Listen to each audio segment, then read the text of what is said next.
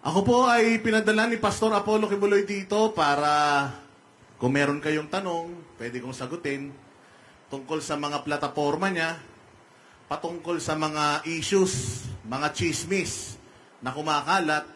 Nakita po natin kanina, tama po, yung ginawa sa Kingdom of Jesus Christ. Sa history ng Pilipinas, ngayon lang po nangyari yan sa isang simbahan.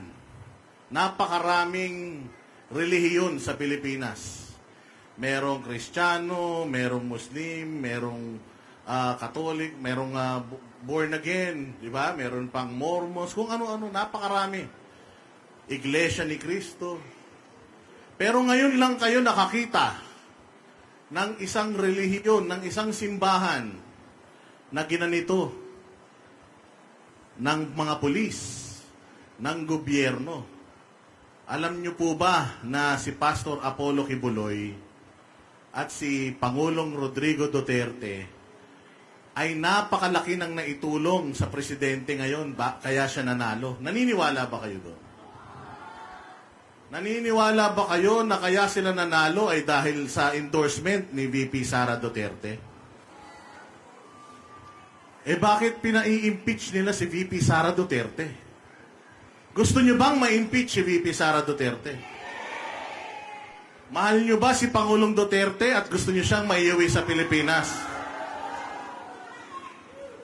Alam nyo ba na sabi ng gobyerno kung pakakawalan si Pangulong Duterte ng ICC ay hindi nila tatanggapin? Tama ba yun?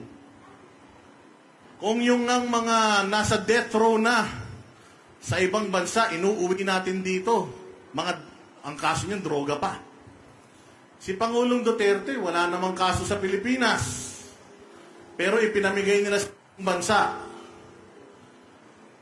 Papayag ba kayo na kung nagawa nila yon sa Pangulo, dating Pangulo, ang galing-galing, pwede nilang gawin sa inyo lahat yan? Aantayin pa ba nating mangyari yun? Sabi ni VP Sara, nawala si Pangulong Duterte sa atin dahil sa pagpapabaya nating mga Pilipino.